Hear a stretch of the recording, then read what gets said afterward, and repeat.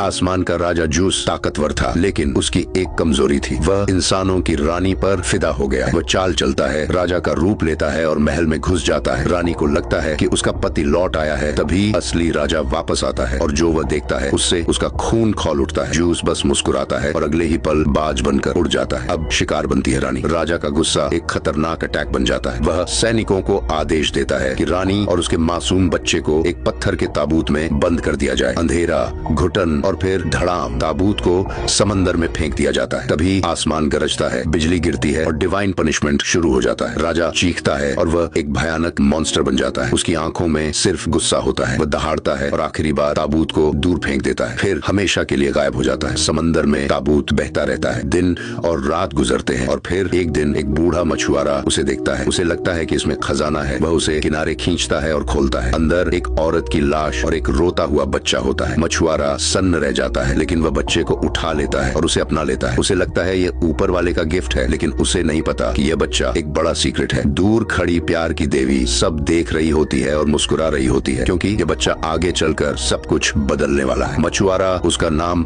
Perseus रखता है और अपनी पत्नी के साथ उसे पालता है। साल बीतते हैं और पर्सियस जवान हो जाता है। वह हर दिन अपने पिता के साथ समंदर जाता है, लेकिन अब समंदर बहुत ज्यादा शांत हो चुका है। दिनों से एक भी मछली नहीं मिलती, जैसे कुछ बड़ा होने वाला हो। उसका पिता भगवानों से टूट चुका है, लेकिन परिवार के लिए उसे सरवाइव करना है। वह पर्सियस से कहता है कि जाकर भगवान से प्रार्थना करे और थोड़ा लक मांगे। नाव किनारे पहुंचती है और सैनिकों का झुंड गुस्से में जूस की विशाल मूर्ति को तोड़ रहा होता है। कुल्हाड़ी के वार, धड़ धड़ की आवाज, पत्थर टूटते हैं, लोग चिल्लाते हैं और फिर एक जोरदार वार से मूर्ति के पैर काट दिए जाते हैं। संतुलन बिगड़ता है और पूरी मूर्ति धड़ाम से समंदर में गिर जाती है।